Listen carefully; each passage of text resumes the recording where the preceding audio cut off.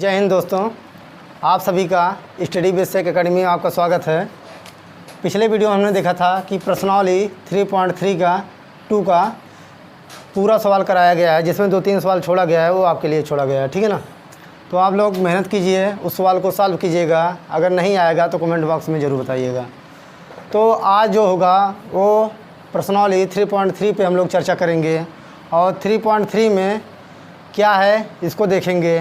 तो उसको देखने से पहले इसमें जो पार्ट है वो कुल 7 पार्ट में बटा हुआ है। 1 2 3 4 5 6 7 तक बटा हुआ है प्रश्नावली। तो इसमें हम कवर कर चुके हैं, 3.2 तक कवर कर चुके हैं।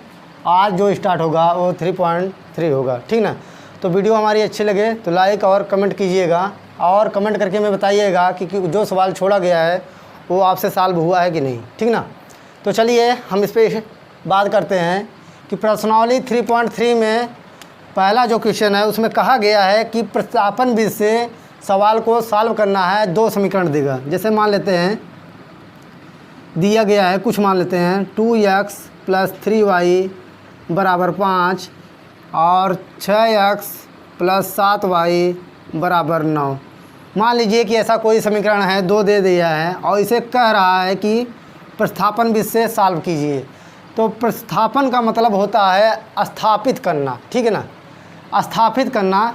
और इसमें जो विधियां हैं कुल हमने आपको बता देते हैं जो इम्पोर्टेंट विधि है। पहली जो विधि है वो ग्राफ विधि थी। ग्राफ विधि जो मैं बता चुका हूँ 3.2 में। और जो दूसरी विधि है वो इसमें दे रखा है प्रतिस्थापन विधि। इसके बाद जो चैप्टर चालू होगा वो तीसरी विधि होगी, उसमें कहा जाएगा विलोपन। ठीक है ना। विलोपन होगा। फिर उसके बाद एक वज्र का नाम आएगा, वज्र विधि। ठीक है ना। तो ये कुछ इम्पोर्टेंट विधियां हैं जो एग्ज़ाम की दृष्टि से ज़्यादा ही महत्वपूर्ण रखती हैं। ठीक है ना। तो चलिए आज हम स्टार्ट करते हैं। ये वाला हो गया है, ये वाला स्टार्ट करते हैं प्रतिस्थापन विधि। ठीक है ना। तो चलिए आज इस पे देखते हैं क्या है। ठीक है ना। अब डायरेक्ट हम सवाल पे नहीं जाएंगे, पहले इसको हम बता देते हैं कि कैसे होता है। उसमें क्या करना है, कोई एक समीकरण का, चाहे वो 2 लो चाहे एक, उस समीकरण का अगर 1 से हम उठाते हैं तो x का मान फिक्स करना पड़ेगा, या y का मान फिक्स कर लीजिए। जैसी आपकी इच्छा हो कुछ भी फिक्स कर लीजिए। हम x फिक्स कर ले रहे हैं। जैसे हम लिख लेते हैं 2x = 5 - 3y, और इसमें जब x का वैल्यू निकालेंगे तो x = 5 - 3y/2।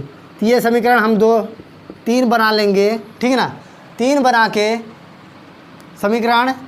के समीकरण 2 में रखेंगे, और जैसे ही x का वैल्यू रखेंगे हमें y का मान प्राप्त होगा। जब y का मान प्राप्त हो जाएगा तो y का मान आप चाहे इसमें रख दीजिए चाहे इसमें रख दीजिए, आपका x का वैल्यू प्राप्त हो जाएगा। तो यही है हमारा प्रतिस्थापन विधि।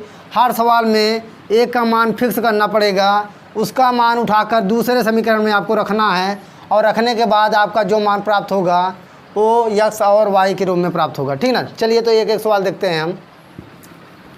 देखिएगा ज़रा, पहला जो सवाल है उसमें कहा गया है x + y = 14। तो उसमें दिया गया है x + y = 14, और जो दूसरे ये मान लेते हैं समीकरण 1 है, ये समीकरण 1 है, और दूसरा जो समीकरण दे रखा है x - y = उसमें दिया है 4। ठीक है ना। तो ये समीकरण 2। तो समीकरण 1 से लिख लीजिए तो ज़्यादा बेटर होगा। समीकरण 1 से x का मान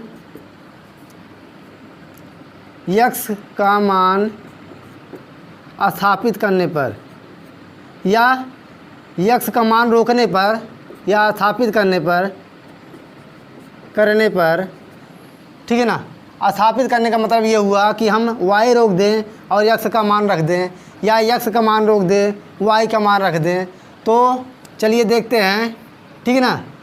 तो यहाँ पर आप कुछ भी लिख सकते हैं, आप ऐसे कन्फ्यूजन हो जाएंगे कि आप x का मान ही क्यों रख रहे हैं। ठीक ना।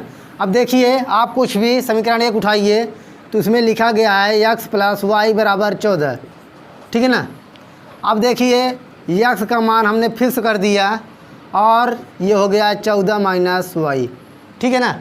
अब देखिए इसमें देख लीजिए, ये समीकरण नंबर 3 मान लेते हैं। ठीक ना। तो यक्स समीकरण यहाँ पर लिखना पड़ेगा, समीकरण 3 का मान समीकरण 2 में रखने पर, ठीक है ना, रखने पर तो जैसे ही हम यक्स का वैल्यू क्या है, समीकरण हमारा 2, एक्स माइनस वाई बराबर 4, तो जैसे ही यक्स का वैल्यू उठाकर रखेंगे तो क्या हो जाएगा, तो यक्स के स्थान पर क्या आ जाएगा, 14 माइनस वाई। तो ये हो जाएगा 14 माइनस वाई माइनस और एक वाई पहले से ही है बराबर 4। ठीक है। तो ये हो जाएगा 14 माइनस 2 वाई बराबर 4 और इधर पक्षांतर कर लीजिए तो 2 वाई बराबर 14 माइनस 4। ये 2 वाई इक्वल टू 10 और वाई बराबर क्या निकल जाएगा, 10/2 बराबर 5। तो ये वाई का मान निकल गया। वाई का मान समीकरण आप 3 में रख दीजिए। ठीक है ना। वाई का मान समीकरण 3 में रख दीजिए या समीकरण किसी में भी आप रख सकते हो, इसमें रख दीजिए, इसमें रख दीजिए, इसमें रख दीजिए, कोई दिक्कत नहीं, आपका वाई का मान तो यक्स का मान प्राप्त होगा।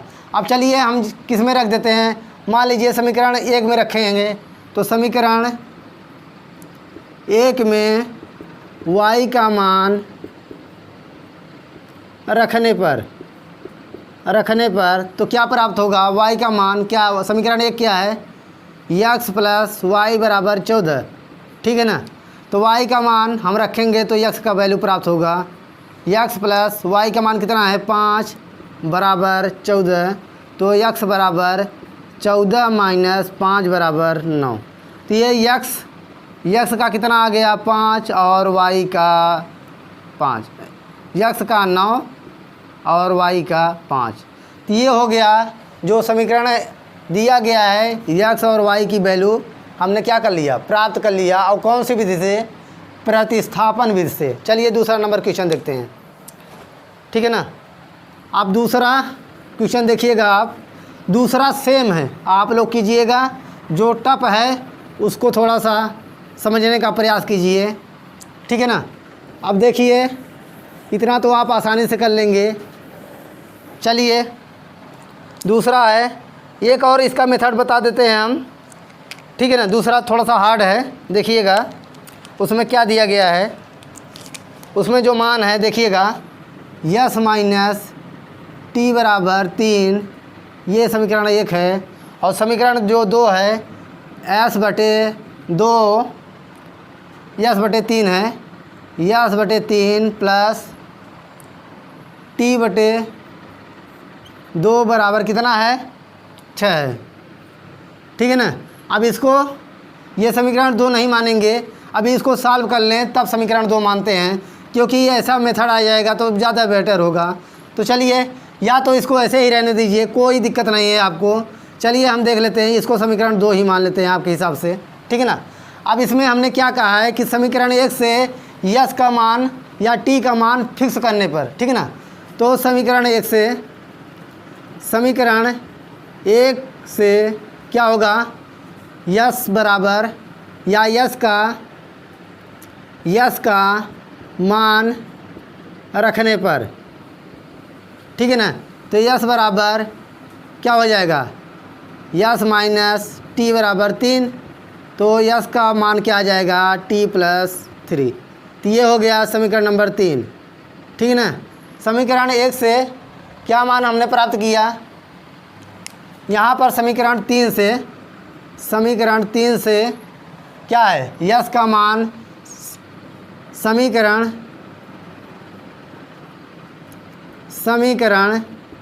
2 में रखने पर, ठीक है ना। हमने क्या किया, यस का मान फिक्स कर दिया, इसको 3 बना लिया, और ये जो मान हम पहले से उठाए हैं उसको किस में रखना है, 2 में रख देते हैं। ठीक है ना। हमने ये पहला मान दिया था, यस को स्थापित कर लिया, ठीक है ना, यस का फिक्स कर लिया, और इसी यस का मान 2 में उठा कर रखेंगे। ठीक है ना। तो हमने लिख दिया है समीकरण 3 से यस का मान समीकरण 2 में रखने पर, ठीक है ना। तो अब देखिएगा क्या होगा, अब जहाँ जहाँ समीकरण दो क्या है, यस बटे 3 प्लस टी बटे 2 बराबर 6। यस बराबर क्या रखना है, टी प्लस 3 बटे 3 प्लस टी बटे 2 बराबर 6।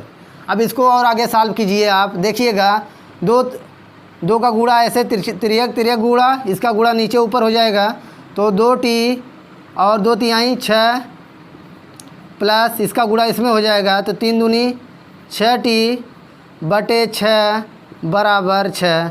तो ठीक है ना, इसका यहाँ पर गुणा, इसका यहाँ पर गुणा, नीचे का गुणा। अब देखिए क्या होगा, तो ये हो जाएगा,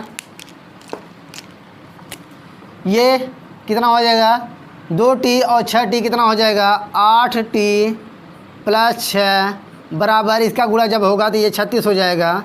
इसका घटा देंगे तो कितना आ जाएगा, देखिएगा वैल्यू 8, सॉरी यहाँ पर देखिएगा 3t होगा, 3t, क्योंकि यहाँ पर 3 का गुणा करेंगे तो 3t आ जाएगा, ये 8t नहीं होगा, 3 2 5t हो जाएगा, ठीक है ना। यहाँ पर 2t 2 तिहाई 6 हो जाएगा, 3 का गुणा 3t हो जाएगा, और बटे नीचे का गुणा हो जाएगा, तो ये 5t आ जाएगा। तो 5t बराबर 36 माइनस 6, तो 5t इक्वल टू क्या आ जाएगा, 30, और t बराबर क्या आ जाएगा, 30 बटे 5 बराबर कितना कट के आ जाएगा, 6, ठीक है ना। तो 5 6 30 होता है, और यही t का मान यहाँ पर लिख देते हैं, t का मान समीकरण 1 में रखने पर, जैसे ये समीकरण 1 क्या है, यस माइनस टी बराबर 3, तो यस का जो टी का वैल्यू है कितना है, टी का वैल्यू कितना है 6, तो यस माइनस 6 बराबर टी, तो यस का जो वैल्यू आएगा वो हो जाएगा 3 प्लस 6 बराबर ये 9 आ गया, ठीक है ना। तो ये आपका t बराबर 6 और यस बराबर 9, ये दो मान प्राप्त हो गए, टी और यस के मान प्राप्त हो गए, ठीक है ना। तो ये बहुत ही सिंपल है, कुछ करना नहीं है, एक वैल्यू को फिक्स करके उसका मान जिस समीकरण से आप फिक्स कीजिएगा वो दूसरे समीकरण में उसका मान रखना है, ठीक है ना। ये तो समझ में आ गया होगा। चलिए अगले क्वेश्चन पे चलते हैं।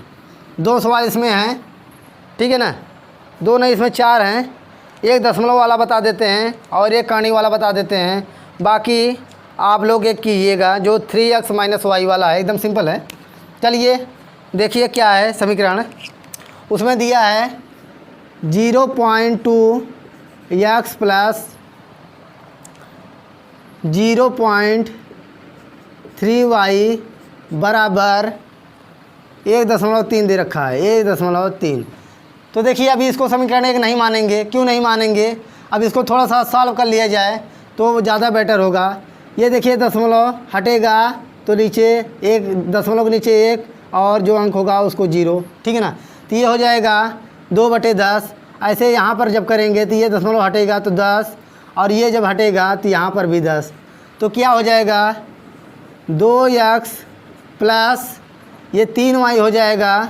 और जब हर बराबर है तो केवल जोड़ा जाता है या घटाया जाता है, अगर प्लस रहेगा तो जोड़ेंगे, घटाना रहेगा तो घटाएंगे। तो ये 10 बराबर क्या आ जाएगा 13/10, ठीक है ना। अब देखिए 10 से कट जाएगा तो बचेगा क्या हमारा 2x प्लस 3y बराबर 13। अब इसको मानेंगे समीकरण 1, ठीक है ना। अब जो दूसरी कंडीशन है उसमें क्या कहा गया है देखिएगा ज़रा, उसमें है 0.4x प्लस 0.5y बराबर दे रखा है 2.3। फिर वही कंडीशन करेंगे, दशमलव हटाएंगे बटे 10, दशमलव हटाएंगे बटे 10, दशमलव हटाएंगे बटे 10, तो ये हो जाएगा 4x प्लस 5y बटे 10 हो जाएगा। क्यों? क्योंकि हर बराबर है, तो ये 23/10 आ जाएगा दोस्तों। ये 10 से कटेगा तो ये हो जाएगा 4x प्लस 5y बराबर 23। समीकरण 2, ठीक ना। अब इतना करने के बाद किसी एक से आप मान फिक्स कर लीजिए, उसका मान उठाकर 2 में, अगर 2 से फिक्स करें, 1 से फिक्स करेंगे तो 2 में रखेंगे।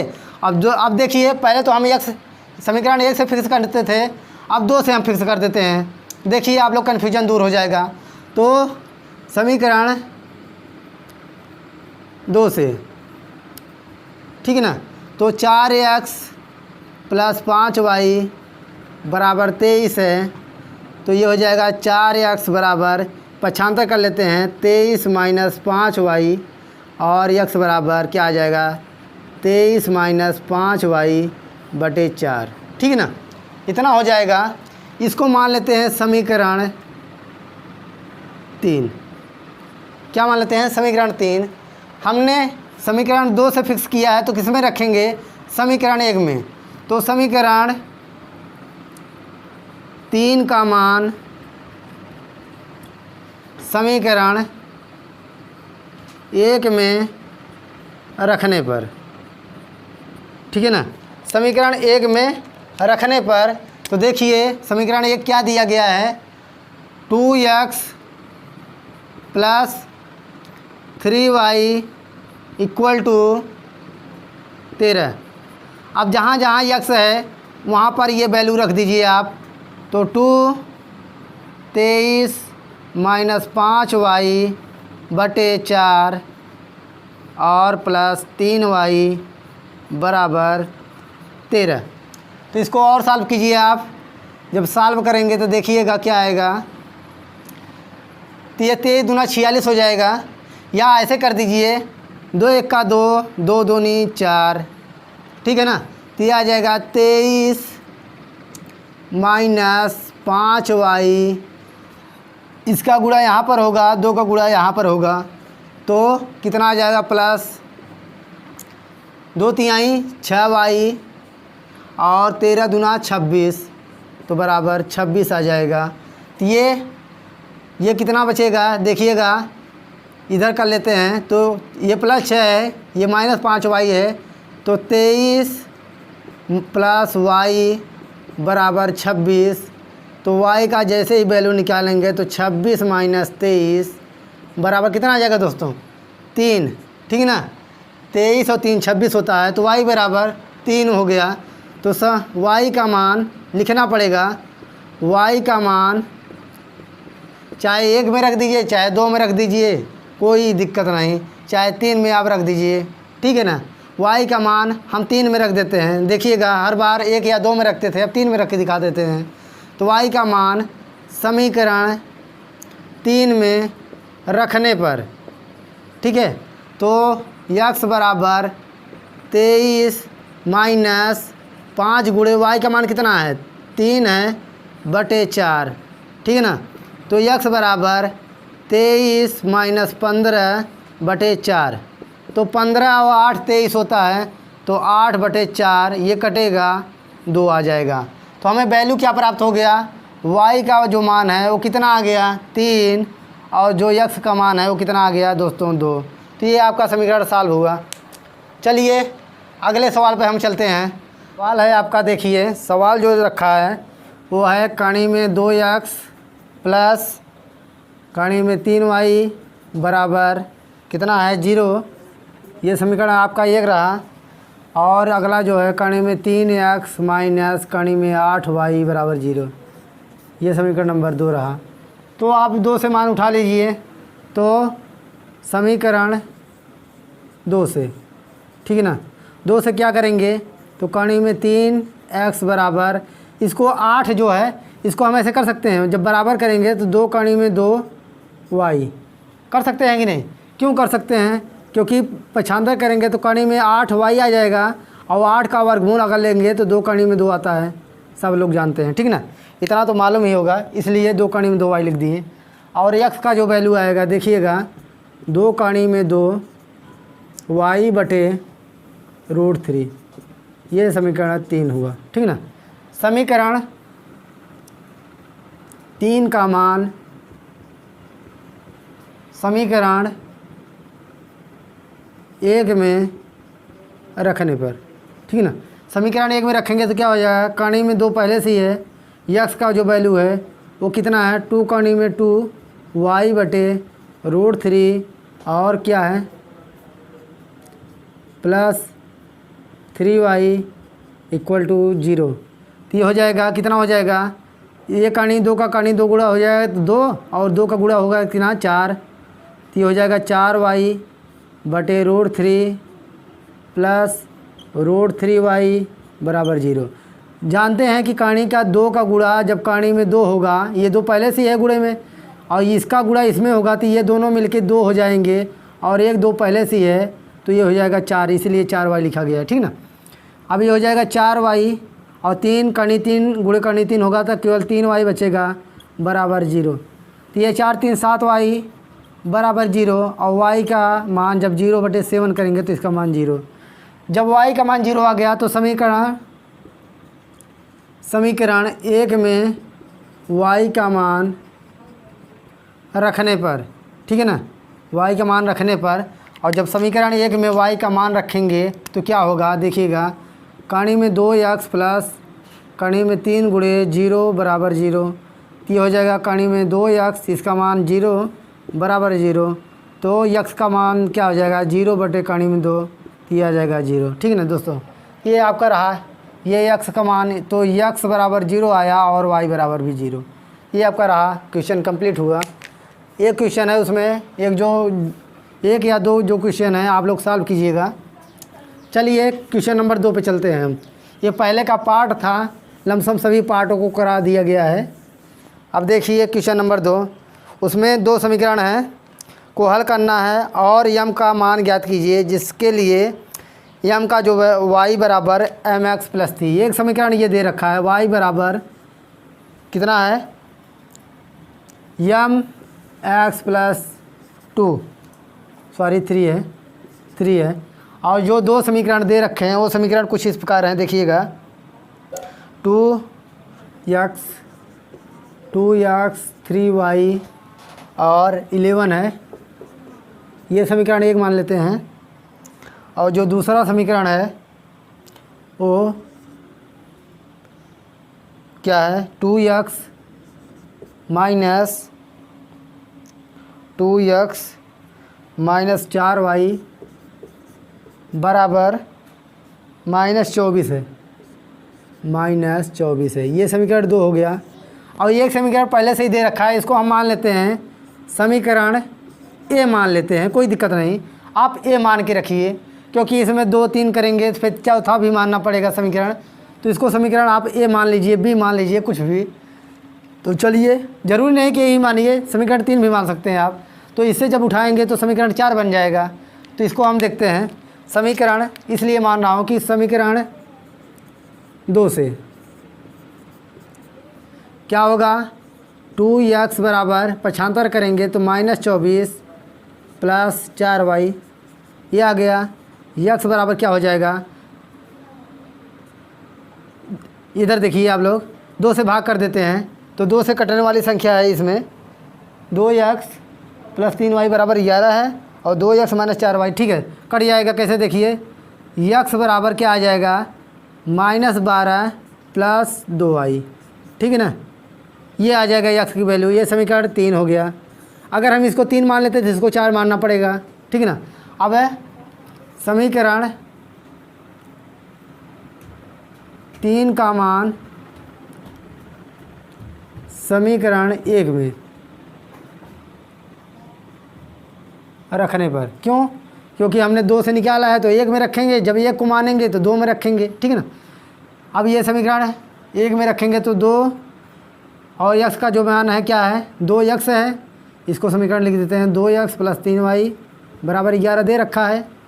तो 2 गुणे x का जो वैल्यू है 12 प्लस 2y, ठीक है ना, प्लस 3y पहले से ही है बराबर 11। तो ये हो जाएगा 12 दूना 24 प्लस 4y प्लस 3y बराबर 11। ये हो जाएगा 24, ये 4 3 7 हो जाएगा, तो 24 प्लस 7y बराबर 11।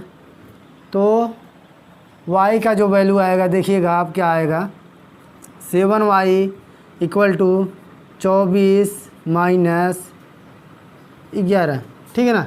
इतना समझ में आ रहा होगा। हमने क्या किया है यहाँ पर देखिएगा ज़रा, इसको पक्षांतर किया है और 2 से भाग दे दिए हैं, तो 2 1 2, 2 दूनी 4 और ये आ गया 2 दूनी 4 और क्या आ गया, ये -24 पहले से ही है, तो ये -24 सॉरी यहाँ पर -12 पहले से ही है और ये -12 हो जाएगा और ये -12 हो जाए 24 हो जाएगा, ठीक ना।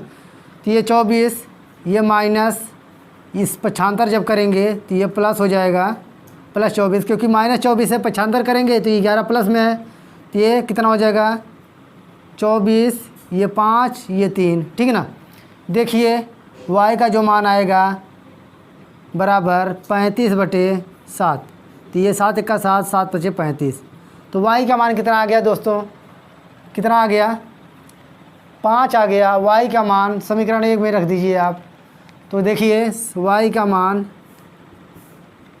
अब समीकरण 2 में रख दीजिए। 1 में तो हमेशा रखे हैं, 2 में देख लेते हैं, 2 में रखते हैं, देखते हैं क्या आएगा।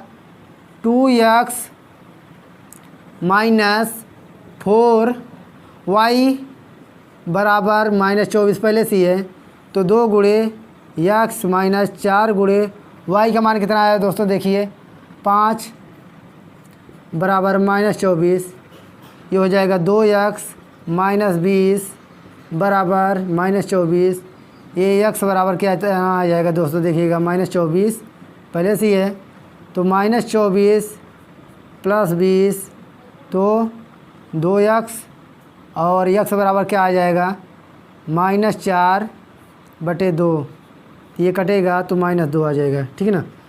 अब क्या करना है हमें, ये तो हो गया। अब यहाँ पर लिखते हैं समीकरण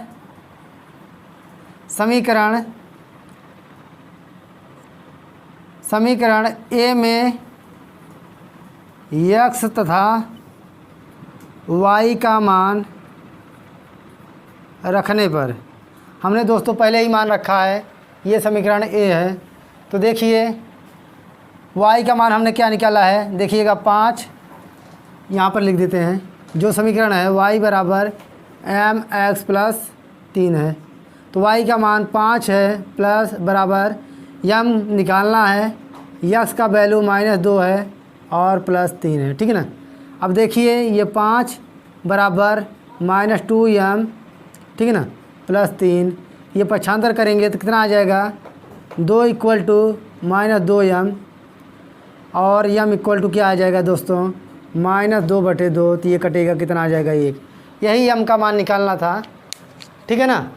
दोनों को सॉल्व करना है, x y का मान समीकरण इसमें लाकर रख दीजिए, आपका उत्तर, ठीक ना। अब चलिए अगले क्वेश्चन पे चलते हैं हम।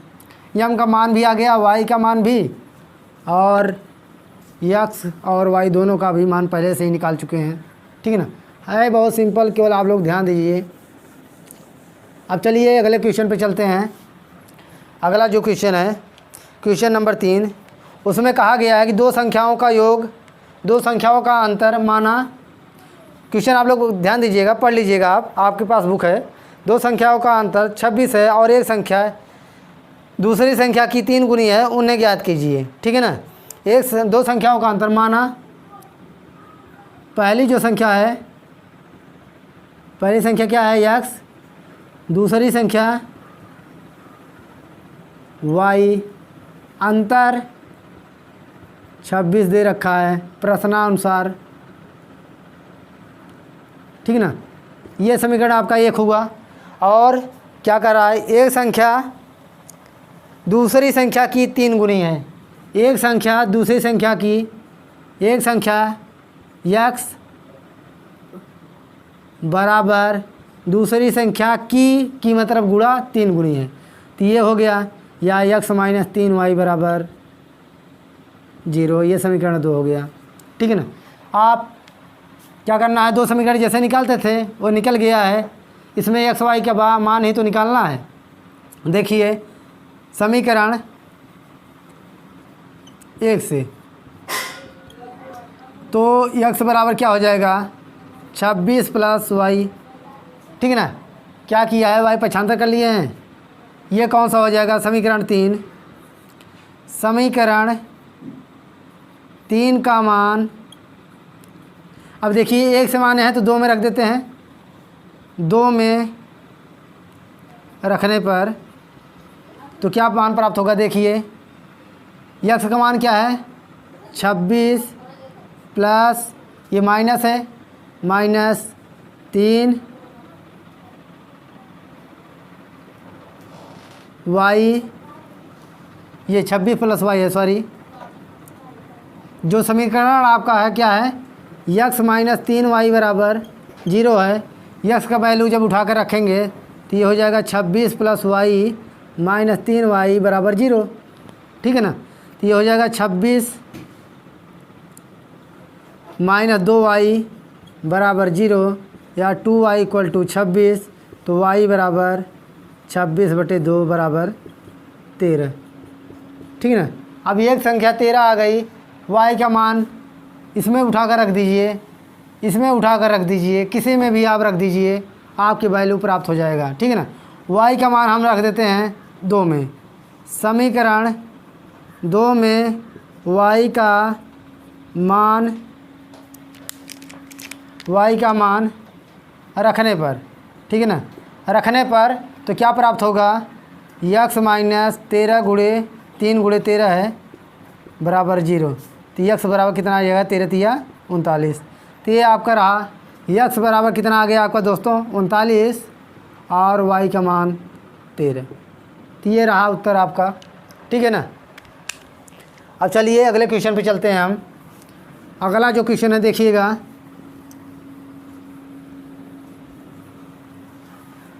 अगला क्वेश्चन देखिए, 2 संपूरक कोणों से में बड़ा कोण छोटे कोण से 18 अधिक है तो उन्हें ज्ञात कीजिए, ठीक है ना। तो माना बड़ा कोण यक्स, छोटा कोण बराबर वाई। जब आपको मैं पढ़ाऊँगा रेखा और कोण तो उसमें संपूरक और कोटपूरक 2 कोण होते हैं, ठीक है ना। तो संपूरक में 2 कोणों का योग कितना होता है 180 और संपूरक में 2 कोणों का योग कितना होता है 90, ठीक है ना। तो चूँकि या प्रश्नानुसार आप लिखिए, प्रश्नानुसार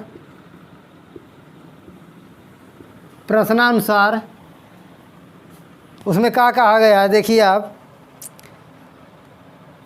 एक कोण दूसरे कोण से 18 अधिक है, ठीक ना। तो कह रहा है एक कोण दूसरे कोण से बड़ा कोण, ये बड़ा कोण है, छोटे कोण से 18 अधिक है, ठीक ना। तो यक्स बराबर वाई प्लस 18, क्यों ये 18 अधिक है तो इसमें जोड़ दे तो ये बराबर हो जाएगा, तो यक्स माइनस वाई बराबर 18, ठीक है ना। ये समीकरण 1 हो गया। अब प्रश्नानुसार फिर या द्वितीय शर्त से क्या कह रहा है, आपको ध्यान होना चाहिए कि हमने कोटपूरक है, संपूरक के लिए 2 कोणों का योग 180 होना चाहिए, ठीक है ना। तो इसलिए एक कोण ये है, एक कोण ये है, तो x plus y equal to कितना होगा 180। ये समीकरण 2 रहा। तो फिर समीकरण 1 से अगर हम मान निकालें तो क्या हो जाएगा, यक्स बराबर 18 प्लस वाई, ये समीकरण 3 रहा। अब इसमें लिखना पड़ेगा समीकरण 3 का मान, समीकरण मैंने किससे माना है 1 से, तो समीकरण 3 का मान 2 में रखने पर, ठीक है ना। तो 2 हमारा कौन सा समीकरण है, ये है, ठीक है ना। अब देखिए समीकरण जो है x प्लस वाई बराबर 180 अंश और ये 18 अंश है, 18 अंश अधिक है, ठीक है ना। ये 18 अंश हो गया, ठीक है ना। अब देखिए x का जो वैल्यू है कितना आया है 18 प्लस वाई, तो इसमें रखेंगे x के स्थान पर, तो 18 प्लस वाई और 1 वाई पहले से है बराबर 180। तो ये हो जाएगा 18 + 2y बराबर 180, या 2y बराबर कितना हो जाएगा 180 माइनस 18, ठीक ना। तो y बराबर क्या हो जाएगा 180 में से 18 घटाएंगे तो ये हो जाएगा 2, और ये 7 6 1 162 और 18 कितना हो जाएगा 180/2, तो ये कटेगा 2 और 16 और 2 का 2। तो ये कोण जो बड़ा कोण है उसका मान निकाल लेते हैं। y का मान यहाँ पर लिख देते हैं, y का मान समीकरण 1 में रखने पर, ठीक है ना। y का मान समीकरण 1 में रखने पर देखिए y का मान समीकरण 1 में रखने पर क्या होगा देखिएगा। y का मान जैसे ही हम किस में रखेंगे समीकरण 1 में, तो समीकरण 1 हमारा ये है, और वो समीकरण क्या हो जाएगा x, y का मान कितना है 81, ठीक है ना, और बराबर 18, ठीक है ना। तो x बराबर 81 + 18, तो ये हो जाएगा कितना 8 × 9, और ये हो जाएगा 8 × 9, ठीक है ना। तो ये कितना हो जाएगा देखिएगा, x का जो मान आया है 99, x का मान कितना आया है 99, और y का जो मान आया है कितना है 81। अब देखिए x का मान 99 और y का मान कितना आया है 81। अब ये हमारा जो समीकरण है क्या कहता है कि दो कोणों का योग कितना होना चाहिए 180। अब ये देखिए ये कोण तो ये हो गया, ये कोण ये हो गया। अब इसको आप जोड़ लीजिए तो 9 1 10 का 0 हो जाएगा, 9 8 17 1 18 तो 180 हो जाएगा, ठीक है ना। तो ये हमारा दो कोण निकला। बड़ा कोण कितना है 99, छोटा कोण 81। तो ये आपका रहा कंप्लीट हुआ ये। चलिए अगले क्वेश्चन पे चलते हैं। अगला क्वेश्चन क्या कह रहा है देखिएगा, केवल आपको समीकरण सॉल्व करना आना चाहिए, ठीक है ना। अगर समीकरण सॉल्व नहीं करने आएगा तो आप सवाल को नहीं कर पाएंगे। तो अगला जो क्वेश्चन है देखिएगा, अगला क्वेश्चन क्या कहता है। अगला क्वेश्चन है, एक क्रिकेट टीम के में 7 बल्ले तथा 6 गेंद 3800 रुपये में खरीदी। बाद में उसने 3 बल्ले तथा 5 गेंदें 1750 रुपये में खरीदी। तो प्रत्येक गेंद का मूल्य ज्ञात कीजिए, ठीक है ना। अब देखिए क्वेश्चन नंबर इसमें तीसरा है, पार्ट करके है, ठीक है। अब देखिए चलिए तीसरा जो है इसमें आप देखिए क्या कह रहा है कि एक क्रिकेट टीम में 7 बल्ले, माना एक बल्ले मूल्य जो है कितना है x है, ठीक है ना। देखिएगा ज़रा,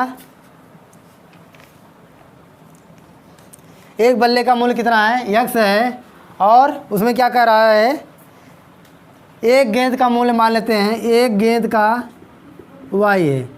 अब कितनी गेंदें हैं देखिएगा, 7 बल्ले हैं तो एक बल्ले का मूल्य x है, तो 7 बल्ले का प्रश्नानुसार 7x, और कितनी गेंदें हैं 6 गेंदें हैं, तो 6y बराबर टोटल कितने में है 3800 में। ये 3800 समीकरण 1 रहा। दूसरा जो है उसमें कह रहा है क्या, बाद में उसने 3 बल्ले तथा 5 गेंदें खरीदी। तो 3 बल्ले 5 गेंदें कितने में ख़रीदा 1750 में, 1750 में, ठीक है ना। ये समीकरण 2। जैसे हम पिछले वीडियो में देखा था कि दो समीकरण से एक x फिक्स करते थे और x का और y का मान निकल जाता था। तो आप इसको सॉल्व कीजिएगा। समीकरण मैं इसलिए बना दिया हूँ कि शायद थोड़ा सा टफ हो जाए, और टफ नहीं होना चाहिए, ठीक है ना। ये दो समीकरण से आप x और y का मान निकाल लीजिएगा प्रतिस्थापन विधि से, बहुत ही आसान है। चलिए अगले क्वेश्चन पे चलते हैं हम, और ये अगले का भी हम केवल यही बताएंगे, समीकरण बना देंगे, आप लोग निकालिएगा, ठीक है ना। क्योंकि न जाने 15-20 क्वेश्चन करा चुका हूँ इस पर, अगर अब नहीं कर पाएंगे तो कभी नहीं कर पाएंगे। अगर आप मेहनत नहीं करते तो जान लीजिए कि बैठकर खाने से कोई मतलब ही नहीं है। कोई आपको खिला रहा है तो आप खा लीजिए, ठीक है ना, और आप मेहनत करना सीखिए, तभी आप सफल होंगे। अन्यथा आप ऐसे ही पीछे रह जाएंगे। चलिए अगले क्वेश्चन पे देखते हैं। अगला क्वेश्चन है, यदि किसी भिन्न के अंश और हर में 2 जोड़ दिया जाए तो वह संख्या 9/11 हो जाती है। ठीक है ना। तो माना अंश बराबर x और हर बराबर y। ठीक है ना। तो संख्या क्या बन जाएगी, प्रश्नानुसार यहाँ नहीं लिखना है, इसके नीचे लिखना है प्रश्नानुसार। ठीक है ना। संख्या क्या बन जाएगी, देखिएगा, जो भिन्न के रूप में संख्या क्या बन जाएगी, x/y। ठीक है ना। अंश बटे हर ये हमारा भिन्न होता है, y हमारी संख्या बनेगी। अब क्या कह रहा है कि अगर हम इसमें x में 2 जोड़ दें, उसमें क्या कह रहा है देखिएगा ज़रा,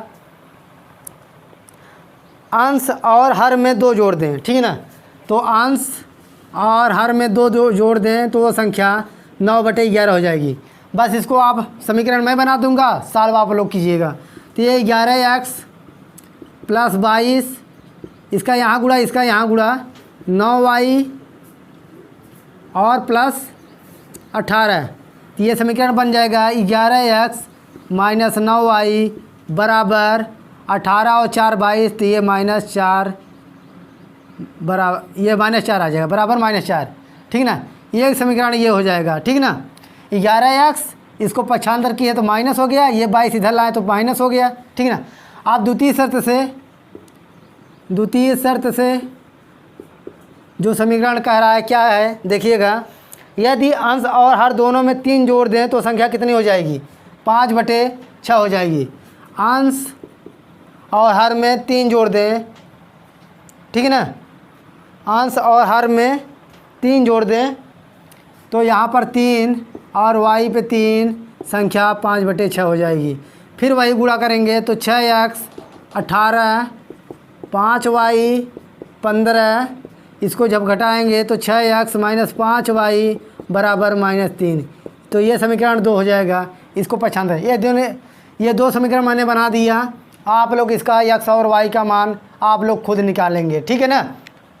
बहुत ही आसान है, दिक्कत तो नहीं होनी चाहिए, क्योंकि इस पर 15-20 सवाल मैं करा चुका हूँ और आज से नहीं, प्रश्नावली 3.1 से ही करा रहा हूँ x और y का मान कैसे निकलेगा।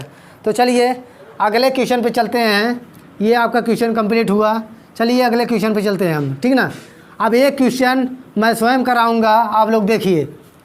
तो चलिए देखते हैं क्वेश्चन क्या है कि एक नगर में टैक्सी के भाड़े में एक नियत भाड़े के अतिरिक्त चली गई दूरी पर भाड़ा सम्मिलित किया जाता है। 10 km यानी 10 किलोमीटर के लिए 105 रुपये तथा 15 किलोमीटर के लिए 155 रुपये है। तो प्रति किलोमीटर का भाड़ा क्या होगा, ज्ञात करना है।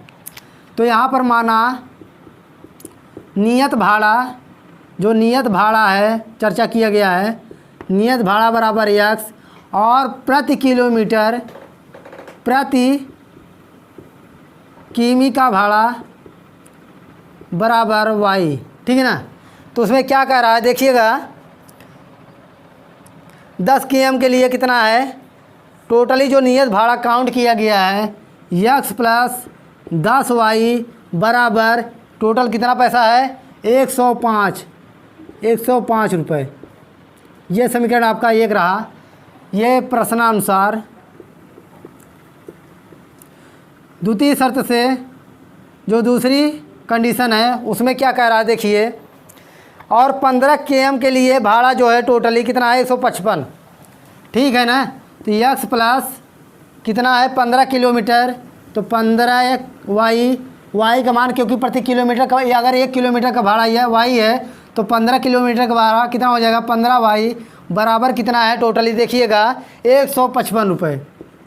155 रुपये। ये समीकरण 2 हुआ। अब इसको मैं खुद सॉल्व कर देता हूँ। देखिए समीकरण 1 से, ठीक है ना। तो देखिए x बराबर क्या आ जाएगा, 105 - 10y। ठीक है ना। 105 - 10y आ जाएगा। ये समीकरण 3 हो जाएगा। ठीक है ना। तो समीकरण 3 का मान समीकरण 1 में रखने पर, क्यों 1 में रख रहा हूँ, 2 से माना हूँ तो 3 में रखो, 1 में रखूँगा, ठीक है ना। तो देखिए, अच्छा 1 से माना हो तो 2 में रखूँगा, ठीक है। 1 से माने हैं तो 2 में रखेंगे। तो देखिए 2 में रखेंगे तो क्या आएगा, देखिएगा ज़रा यहाँ पर ध्यान दीजिए। देखिए क्या है, यक्स का मान कितना है, समीकरण जो है यक्स प्लस 15y बराबर 155, ठीक है ना। तो यक्स का वैल्यू हम रख देते हैं, तो 105 माइनस 10y प्लस 15y बराबर 155, ठीक है ना। अब इसको घटाएंगे तो 105 माइनस 15 में से 10 गए, ये प्लस हो जाएगा 5y बराबर 155। तो इसको 5y बराबर क्या हो जाएगा दोस्तों, 155 माइनस 105, तो 5y बराबर 50, ठीक है ना। तो y का जो वैल्यू आएगा 50/5, ये कटेगा 10, तो y का मान क्या आ गया, 10 आ गया। यक्स का मान उठाकर आप किसी भी समीकरण में आप स्वतंत्र है रख दीजिए। तो चलिए हम 1 में रख देते हैं, तो x प्लस 10 × 50 हो जाएगा, y का मान 10 × 10 हो जाएगा बराबर 105। तो ये x प्लस 10 दामा 100 हो जाएगा बराबर 105, और x बराबर कितना हो जाएगा, 105 माइनस 100 बराबर कितना हो जाएगा, 5 रुपये केवल हो जाएगा। तो नियत जो भाड़ा होगा वो कितना हो जाएगा, 5 रुपये, ठीक ना। तो 1 किलोमीटर का जो भाड़ा होगा 10 रुपये होगा, और जो नियत भाड़ा है वो 5 रुपये है। तो ये आपका सवाल रहा कंप्लीट। अब चलिए लास्ट क्वेश्चन पे हम चर्चा करेंगे, और इस चैप्टर का लास्ट सवाल होगा, ठीक है ना। ये तो समझ में आ गया होगा। चलिए अंतिम क्वेश्चन पे चर्चा होगी, और जो अंतिम क्वेश्चन है ये मैं पिछले वीडियो में बता भी चुका हूँ। देखिए 5 वर्ष बाद जैकब की आयु उसके पुत्री की आयु से 3 गुनी हो जाती है। तो हमने पिछले वीडियो में बताया था कि समीकरण किस प्रकार से बनाना है। तो माना जैकब की वर्तमान से लेंगे, वर्तमान आयु बराबर यक्स, और क्या कहा है, पुत्र है, पुत्र की वर्तमान आयु बराबर y, ठीक है ना। ये हो गया। अब देखिए उसमें क्या कह रहा है कि 5 वर्ष बाद, तो 5 वर्ष बाद, 5 वर्ष बाद जैकब का आयु कितना हो जाएगा दोस्तों। हम बताए हैं कि वर्तमान से जब बाद की चर्चा होगी तो प्लस, तो ये हो जाएगा यक्स प्लस 5 वर्ष बाद इसका हो गया। और उसके बाद क्या कह रहा है, यहाँ पुत्र की 5 वर्ष बाद आयु क्या होगी, ठीक ना। ये हो जाएगा y प्लस 5, ठीक ना। अब प्रश्नानुसार क्या कह रहा है, प्रश्नानुसार देखिएगा ज़रा, उसमें कह रहा है कि 5 वर्ष बाद जैकब की आयु उसके पुत्र की आयु से 3 गुनी हो जाएगी, ठीक है ना। कितना, 3 गुना हो जाएगा। तो 5 वर्ष बाद यक्स प्लस 5 जैकब और y प्लस 5, ये 3 गुना हो जाएगा। तो इस 3 गुने को बराबर करने के लिए इसमें 3 का गुणा कर देंगे, ठीक है ना। तो ये समीकरण हो जाएगा यक्स प्लस y बराबर ये 3y प्लस 15, ठीक है ना। तो ये हो जाएगा यक्स माइनस 2y बराबर 15। ये समीकरण रहा 1। और समीकरण 2 से कह रहा है कि 5 वर्ष पूर्व, ठीक है ना, 5 वर्ष पूर्व जैकब की आयु उसके पुत्र की आयु की 7 गुनी हो जाएगी, ठीक है ना। तो अब यहाँ पर देख लेते हैं 5 वर्ष पूर्व। तो 5 वर्ष पूर्व जैकब की आयु, ठीक ना। तो यक्स माइनस 5 हो जाएगा, क्योंकि हमने माना है जैकब की यक्स। तो 5 वर्ष पूर्व वर्तमान से पहले जब चलेंगे तो माइनस, तो 5 वर्ष पूर्व पुत्र की क्या हो जाएगी, पुत्र की आयु बराबर क्या हो जाएगा, y माइनस 5। क्या कह रहा है प्रश्नानुसार क्या कह रहा है कि इसकी जो आयु है इससे 7 गुनी अधिक हो जाएगी। तो क्या हो जाएगा, x माइनस 5 बराबर 7 गुणे y माइनस 5। ये 7 गुना हो जाएगा, तो बराबर करने के लिए पुत्र में 7 का गुणा करेंगे। तो समीकरण जो बनेगा x माइनस 5 बराबर 7y माइनस 35, ये हो जाएगा x माइनस 7y बराबर ये माइनस 30 हो जाएगा। समीकरण 2 हो जाएगा। ठीक है ना दोस्तों, ये समीकरण 1 हुआ, ये समीकरण 2 हुआ। आपको इसको केवल सॉल्व करना है और सॉल्व करके क्या निकालना है, x और y का मान आसानी से आप निकाल सकते हैं। तो आप निकाल लीजिएगा। तो ये आपका चैप्टर रहा समाप्त। तो आज के लिए इतना ही, और कल की वीडियो में हम बात करेंगे चैप्टर नंबर 3.4 की, जो इससे थोड़ा सा आसान भी है और इससे अच्छा भी है चैप्टर। ठीक है ना। तो आज के लिए इतना ही। जय हिंद।